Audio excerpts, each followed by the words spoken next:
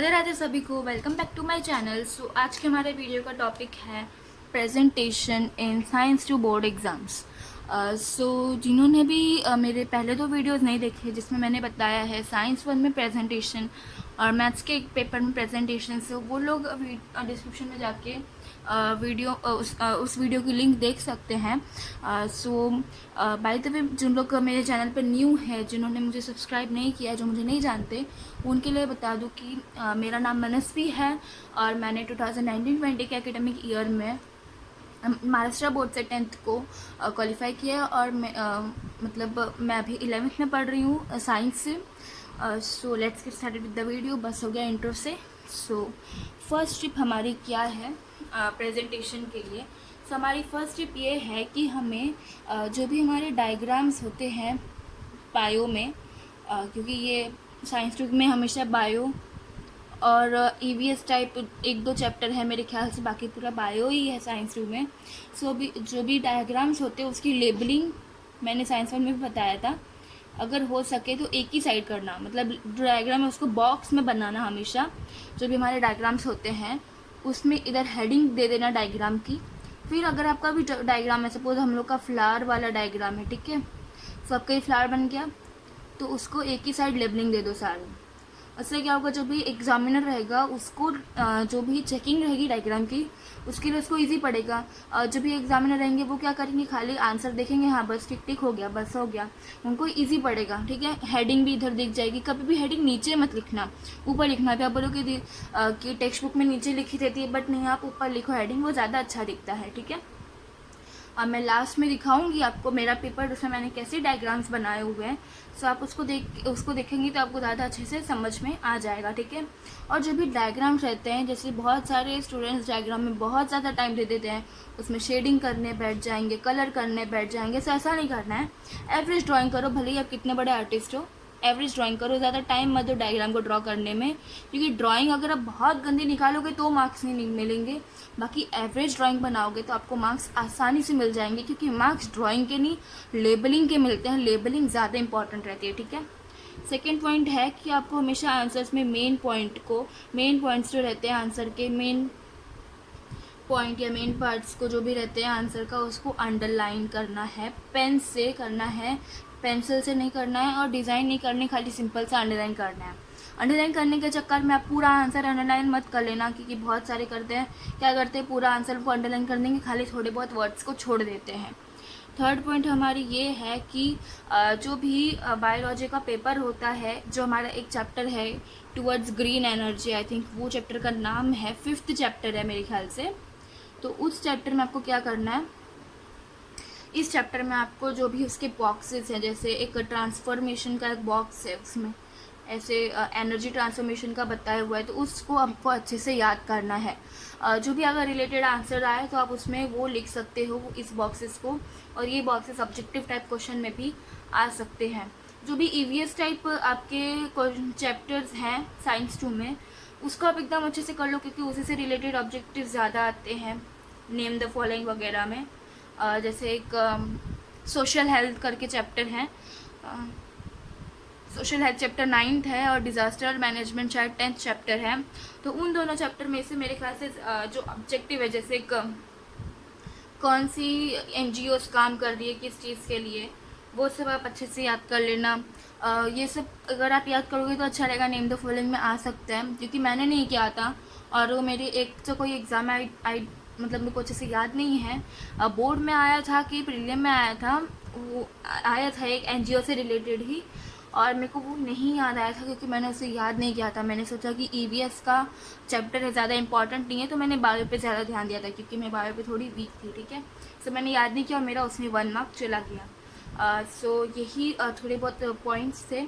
और आप क्या कर सकते हैं बायो में अच्छा दिखने, मतलब अच्छा करने के लिए, जो भी हमारा जैसे कॉलम बन के आता है, जैसे कि एक कॉलम रहता है, फिर बोर्ड की तरफ से एक कॉलम बन के आता है, और इधर एक लाइन होती है। ठीक है, ऐसे ऐसे बन के आता है। तो आपको क्या करना है, इधर आपको क्वेश्चन लिखना होता है, फर्स्ट या सेकेंड, इधर आप ए लिखो, फिर इधर 1 2 ऐसे स्टार्ट करो, तो वो ज़्यादा अच्छा लगेगा। मैं क्या करती थी, ए इधर लिखती थी, मैंने हर विलियम के पेपर में ऐसे ही लिखा, but after giving my prelims my teacher explain में कि आपको जो ए और बी रहते हैं वो इस साइड लिखेंगे तो ज़्यादा अच्छा रहेगा, क्योंकि जो एग्जामिनर्स रहते हैं उन्हें क्वेश्चन नंबर को ध्यान देना पड़ता है कि कैसे क्वेश्चन नंबर क्या क्या लिखा हुआ है, ठीक है। और इन शॉर्ट मैंने लास्ट वीडियो में भी समझाया था कि हमें प्रेजेंटेशन का मतलब ये नहीं है कि आपकी हैंडराइटिंग अच्छी है तो आपको एग्जामिनर +5 मार्क्स दे देगा, ऐसे ज़्यादातर नहीं होता है। प्रेजेंटेशन का मतलब एटलीस्ट ज़्यादातर ये होता है कि आप एग्ज़ामिनर का जो वर्क रहता है उसको इजी करोगे, क्योंकि हमारा एक पेपर नहीं होता एग्ज़ामिनर के पास, हमारे बहुत सारे पेपर्स होते हैं एग्ज़ामिनर के पास। तो मतलब हमारे बहुत सारे नहीं, बहुत सारे स्टूडेंट्स के पेपर होते हैं एग्जामिनर के पास। तो अगर आप अपने पेपर को एकदम अच्छे से लिखोगे तो क्या होगा, जो भी आपका पेपर रहेगा वो थोड़ा ठंडे दिमाग से थोड़ा इजीली वो चेक कर पाएंगे। सो पॉजिटिव वे में चेक करेंगे।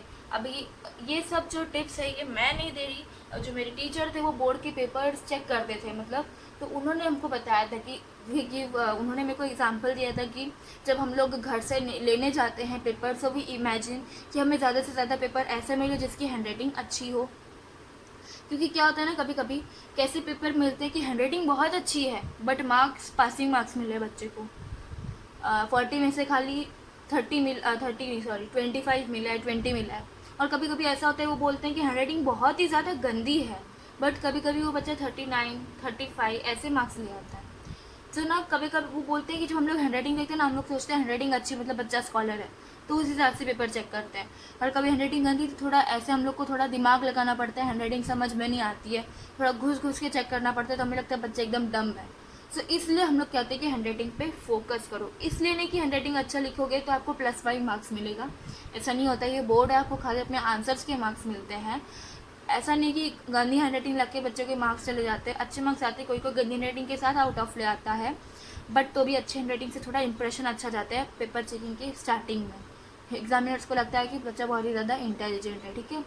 सो अभी हम लोग मैं अपना पेपर दिखाऊंगी आप लोग को। So let's move to my paper, ठीक है गाइज़। ये मेरा साइंस 2 का पेपर है, मैंने सारी टिप्स बता दी है पहले ही, बट आप लोग मेरा पेपर भी देख लोगे किस तरीके से लिखना है। सो ये फिलअप्स है, इसमें भी मुझे 38 मार्क्स मिले हैं। तो जैसे साइंस 1 में था, अगर आपने साइंस 1 का पेपर नहीं देखा है तो आप उसको डिस्क्रिप्शन में लिंक दी है मैंने, तो आप साइंस 1 के पेपर के प्रेजेंटेशन और मैथ्स के पेपर के प्रेजेंटेशन उन दोनों वीडियो को आप देख सकते हैं। सो साइंस 1 में भी मुझे 38 ही मिला था, दोनों ऑब्जेक्टिव में गया था। अभी इसमें भी 2 मार्क्स मेरे ऑब्जेक्टिव में गए हैं। सो इधर आएगा पेपर इंडस्ट्री, और इधर मैंने लिखा ही नहीं था, मुझे याद ही नहीं आ रहा था क्या था। सो सलाम मुंबई फाउंडेशन इसका आंसर था। सो इधर आपको मैंने साइंस 1 के पेपर में भी बताया था कि जो ए, ये बी, ये जो सब क्वेश्चंस होते हैं, इसको आपको हमेशा इस लाइन में लिखना है, मार्जिन के इस पार लिखना है, ठीक है। सो बस इतना सा ही इधर बताना था, और भी तो कुछ ज़रूरी नहीं है। अभी जो ये बायोलॉजी में ज़्यादातर आंसर्स होते हैं, सम्स, केमिकल फार्मूलाज, ये सब कुछ नहीं होता है। सो आपको क्या करना है, खाली जो भी आप आंसर्स लिख रहे हो उसको ज़्यादातर जो भी इंपॉर्टेंट पॉइंट्स है उसको अंडरलाइन करना है, दोनों में, हर कोई आंसर में, ठीक है। ये पूरा पेपर है। सो देखो आप देख सकते हो कि ज़्यादातर कटिंग नहीं है पेपर में, एकदम नीट एंड क्लीन दिख रहा है, कुछ ज़्यादा लाइनिंग कटिंग नहीं है। देखो थोड़ी बहुत कटिंग आ जाती है तो उसको एकदम नीट एंड क्लीन मतलब अच्छे से करना है, पेंसिल से। कुछ लोग पता करते हैं कि कटिंग करी फिर बाद में पेंसिल से उसको कट करते हैं, तो मेरे को वो उतना टाइम पास नहीं अच्छा लगता। अभी डायग्राम की बात है, आप देख सकते हो कि मैंने कैसा डायग्राम बनाया, टेक्स्ट बुक में कैसा है। ऐसा नहीं कि मेरी ड्राइंग अच्छी नहीं है, बट उस टाइम पे टाइम कम था, मतलब टाइम बचाने के चक्कर में मैंने ऐसा डायग्राम बनाया है।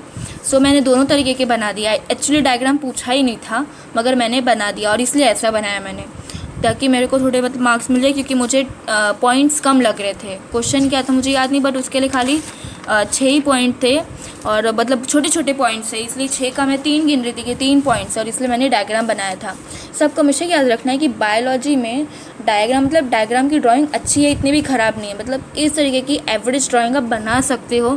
कुछ लोग शेडिंग करने बैठ जाते हैं और लेबलिंग का ध्यान नहीं रहता, तो ये बात ध्यान रखना कि आप एवरेज ड्राइंग बनाओगे ना तो भी मार्क्स उतने ही मिलने वाले हैं, क्योंकि एग्जामिनर आपकी ड्राइंग की एग्ज़ाम नहीं ले रहा है, वो देखने वाला है कि आपने लेबलिंग्स कैसी लिखी है, बिकॉज लेबलिंग से बताएंगे कि आपको कितनी नॉलेज है, कौन सा ऑर्गन किधर है। जैसे कैलिक्स है, ये ओवरी है, ये फिलामेंट्स है, स्टाइल है, स्टिग्मा है, कोरोला को पेटल्स कहते हैं, कैलिक्स को सेपल्स कहते हैं, ये कोरोला, ये कैलिक्स, ये अलग से डायग्राम दिया हुआ है टेक्स्ट बुक में। तो मैंने दोनों बना दिए और उसके आंसर लिख दिया, ठीक है। तो 2 मार्क्स मिला इसका। अभी ये है मॉक ड्रिल वाला। सो ये इम्पॉर्टेंट था, हमको दिया था स्कूल में कि ये इम्पॉर्टेंट है, बट हम लोग को आया नहीं। सो मैं आपको बता देती हूँ कि मॉक ड्रिल वाला आंसर इम्पॉर्टेंट है, आपको आ सकता है वो आंसर, ठीक है। अभी ये हम लोग को था कि आपको ये सिम्बॉल को आइडेंटिफाई करना और उसके बारे में कुछ लिखना है। तो मैंने उसको अच्छे से ड्रॉ किया हुआ था, क्योंकि मेरे पास टाइम बचा था। मतलब मैंने जगह छोड़ दी थी कि अगर लास्ट में टाइम बचा तो मैं ड्रॉ कर दूँगी।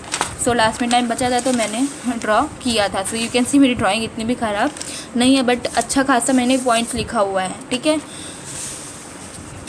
अभी ये था टरबाइन वाला 5th चैप्टर, जनरेटिंग एनर्जी। ये मेरा फेवरेट चैप्टर था अच्छा से, इसलिए मैंने उसको एकदम अच्छे से याद किया हुआ था। ये सब जो भी बॉक्सेस बने ना टेक्स्ट बुक में, इसको आप अच्छे से याद कर लेना। भले ही उसका आंसर ना आए, मगर आप इसको ऐसा ऑब्जेक्टिव आपके एग्जाम में आ सकता है। और अगर आंसर भी आ जाए ब्रीफ में तो आप इसको लिख सकते हो as a point in your answer, ठीक है, अगर आपको कोई पॉइंट याद नहीं आ रहा है तो। ये वाला आंसर इधर का, ये जो भी इंपॉर्टेंट पॉइंट्स आप उसको अंडरलाइन कर सकते हो।